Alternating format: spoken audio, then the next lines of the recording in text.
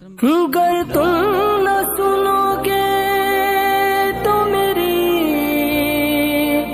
کون سنے گا؟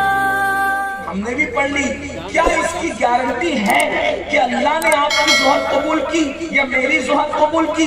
بولو اس کی گارنٹی ہے۔ تو وہ باہر والے جو دوسرے مفتی صاحب تھے انہوں نے کہا نہیں نہیں، عمل کی تو کوئی گارنٹی نہیں ہے کہ قبول کریے کہ نہیں قبول ہوگی، کیونکہ اللہ ہے وہ تو بڑوں کا عمل رد کر دیتا ہے، وہ تو کسی کا بھی عمل رد کر دیتا ہے۔ ارے آدم علیہ السلام 200 سال تک روتے رہے لیکن اللہ نے اس پر کوئی جواب نہیں دیا، وہ بے نیاز ہے، وہ جس کا چاہے قبول کرے، جس کے اوپر چاہے جواب دے، جس کے اوپر چاہے جواب نہ دے، کسی کا چاہے قبول کرے کسی کا چاہے رد کر دے۔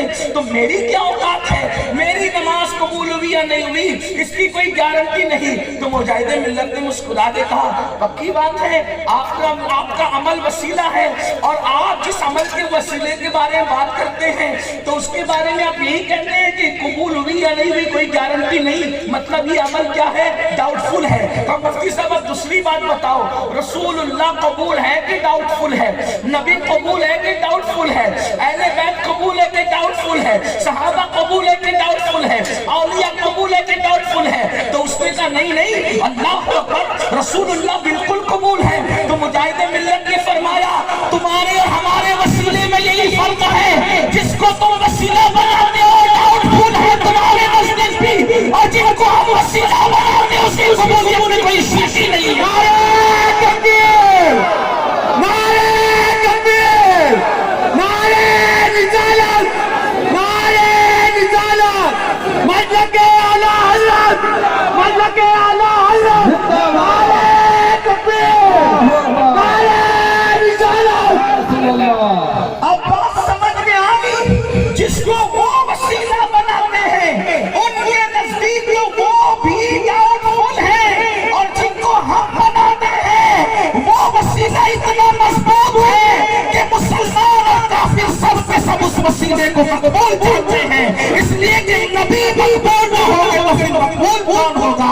اللہ اکبر۔ میرے نبی کی شان تو یہ ہے کہ اللہ فرماتا ہے محبوب اگر تمہیں پیدا کرنا نہ ہوتا تو میں کائنات کو پیدا نہ کرتا، تمہیں پیدا کرنا نہ ہوتا تو نبیوں کو نبوت نہ دی جاتی، تمہیں پیدا کرنا نہ ہوتا زمین اور آسمان پیدا نہ کیے جاتے، تمہیں پیدا کرنا نہ ہوتا۔ اللہ اکبر۔ ہم اپنی ربوبیت کا اظہار نہ کرتے، گویا کہ کائنات کیوں بنی ہے؟ تو آواز آتی ہے امام اہل سنت کی، زمین و زمان تمہارے لیے، مکین و مکہ تمہارے لیے، چنین و چنا تمہارے لیے، بنے تو جہاں تمہارے لیے، بہت زبان تمہارے لیے، بدن میں ہے جہاں تمہارے لیے، ہم آئے رہا تمہارے لیے، اٹھے بھی رہا تمہارے لیے، جنا میں چمن، چمن میں سمن، سمن میں سمن، سمن میں دلہن، سزائے میں ہے، پیاسے میں رہ، یہ کیا ہوگا تمہارے لیے؟ سما وہ چلے، جبات بھلے، پھول کھلے، دنوں بھلے، دیوان کیا بنے، سنا میں کھلے، ہماری زبان تمہارے لیے۔ نعرہ تکبیر، نعرہ رسالت، مسلک اعلیٰ حضرت، علماء اہل سنت۔ اب جس کا وسیلہ جتنا مضبوط ہوگا اس پر اللہ کی اپنی خصوصی کرم کی نظر ہوگی۔ اب اپنا وسیلہ کون کو؟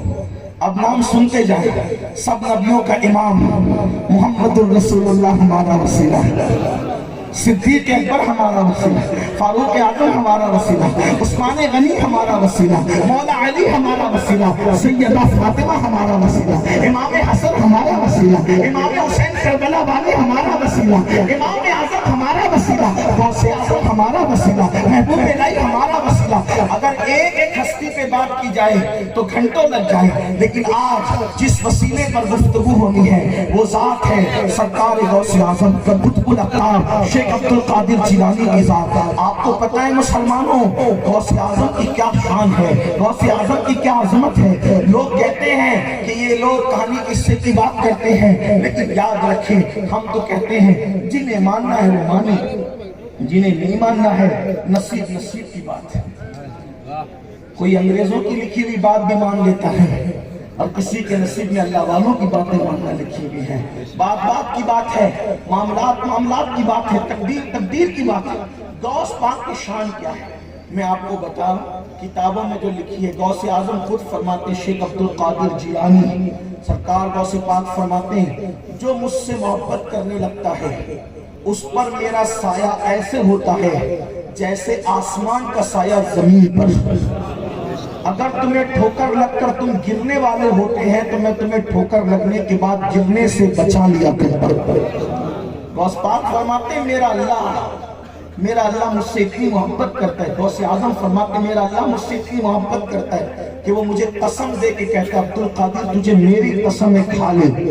जब तक वो मुझे कसम नहीं देता मैं खाना नहीं खाता, जब तक वो मुझे कसम नहीं देता मैं पानी नहीं पीता। मेरे इमाम फरमाते, कसमें दे दे के खिलाता है पिलाता है तुझे, कसमें दे दे के खिलाता है पिलाता है तुझे, प्यारा अल्लाह तेरा चाहने वाला तेरा।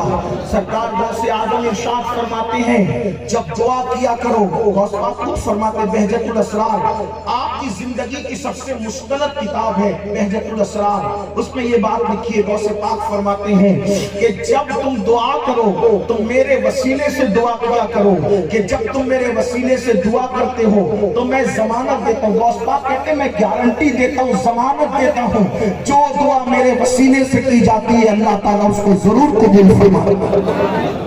अगर दुआ में तासीर चाहते हो तो गौस पाक का वसीला लिया करो।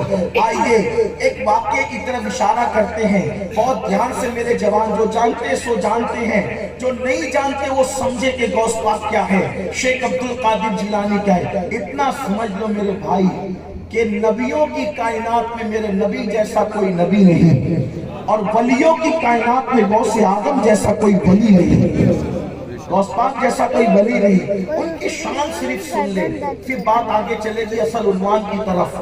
गौस पाक क्या है? गर्दन दर्द करने लगी इनकी। सरकार गौसे पाक रज़ी अल्लाह ताला की बारगाह में कैसे दर्द करने लगी? कई लोग रस्ते में आते जाते रहते थे, गौस पाक से मिलने के लिए वली लोग आते थे, औलिया आते थे, अफ्ताब और अब्दाल आते थे। सरकार गौसे आजम की खानका थी, अभी भी है। गौस पाक की खानका पहले नहीं थी, अभी भी है। 900 साल हो रहे उनकी खानका को, सरकार गौसियत माप की खानका को। हुजूर शेख अब्दुल कादिर जिलानी गौसे पाक रज़ी अल्लाह तबारक व तआला अन्हु उनकी खानका थी। बड़े इल्म वाले थे, चारों मसलक पर फतवा देते थे, हनफी शाफी मालिकी हम्बली चारों हक हैं, चारों मसलक पर आप फतवा देते थे। बहुत बड़े आलिम थे, बहुत बड़े इबादत गुजार थे। इबादत इतनी करते थे कि 40 साल तक आपका मामूल रहा कि आप इशा में वुजू करते थे तो उसी इशा के वुजू से आप फजर की नमाज पढ़ते थे। ये मामूल आपका 40 साल तक के रहा। हर रात पूरी रात इबादत किया करते थे। अल्लाह अकबर। आपका हाल ये था कि तकरीबन 35 साल इस तरह आपकी जिंदगी के कम व बेश गुजरे। कम ज्यादा भी उसकी तादाद बताई जाती है कि आपने दरख्त की पत्तियों पर सहरी की और दरख्त की पत्तियों पर इफ्तार फरमाया। हरी घास खाने की वजह से आपकी गर्दन हरी हो गई थी। गौसे आजम रज़ी अल्लाह ताला ने इस तरह भी मुजाहिदात किए। फरमाते अल्लाह की इबादत करने में मैंने इतनी तकलीफ और इतनी मुसीबत उठाई कि अगर वो पहाड़ों पर डाल दिए जाए तो पहाड़ रेजा रेजा हो जाए, पहाड़ भी उस तकलीफ को बर्दाश्त न कर सके। तो फिर अल्लाह ताला मेहनत करने वालों को मर्तबे देता है। एक बात अच्छी तरह याद रखना, आज मुसलमानों की फिक्र हो गई है कि कोई मेहनत नहीं करना और अल्लाह ने हमें मर्तबे देना। अल्लाह की एक भी मैंने नहीं सुननी और अल्लाह ने मेरी हर बात सुननी है। ये बात याद रखिए। अल्लाह अकबर। मर्तबे ऐसे गैरों को नहीं मिलते, मर्तबे ऐसे वैसों को नहीं मिलते जो अल्लाह के लिए कुर्बानियां देते हैं। अल्लाह ताला उनको मर्तबा अता करता है। कितना अफसोस है, मुसलमान फजर की नमाज में गैर हाजिर, मस्जिदों को वीरान कर चुका है, नमाज पढ़ने की तौफीक नहीं। हराम खाए मुसलमान, गंदी फिल्में देखे मुसलमान, औरतों पर पाप की नजर डाले मुसलमान, सर पे टोपी पहनने में भी शर्म आए मुसलमानों को। अल्लाह अकबर। जितना एक गरीब के घर में किराने का पैसा खर्च होता है उससे ज्यादा इंटरनेट पे खर्चा करते मुसलमान। दाढ़ियां मुंडाकर गटरों में फेंके रसूलुल्लाह की सुन्नत को मुसलमान। और फिर मुसलमान ये सोचता है इधर मैं हाथ उठाऊंगा और उधर अल्लाह मेरी बात कबूल कर लेगा। तो मैं पूछता हूँ, लोग हमारे पास आकर बड़ी सादगी से कहते हैं सैयद साहब बरसों से अल्लाह से दुआ कर रहा हूँ कबूल नहीं होती। तो हम बड़ी मोहब्बत से कंधे पे हाथ रख के कहते हैं मेरे अजीज तू अल्लाह की कितनी मानता है जो अल्लाह तेरी मानेगा। बात तो ये है ना, तू अल्लाह की मानना शुरू कर, अल्लाह तेरी मानने लगेगा। आप जानते हैं गौ से पाक फरमाते हैं अल्लाह मेरी बहुत सुनता है, बहुत कबूल करता है। लोगों ने कहा वो क्यों? फरमाया जब से मैं उसकी मानने लगा हूँ वो मेरी मानने लगा है। वो जो कहता है मैं वो करता हूँ, फिर मैं जो कहता हूँ वो करता है। कैसे? 12 बरस की डूबी हुई कश्ती को कह दिया अल्लाह तिरा दे, तो अल्लाह ने तिरा दिया। अल्लाह अगर 12 बरस की कश्ती, मुसलमानों सोचो तो सही नजरा, गौर तो करो।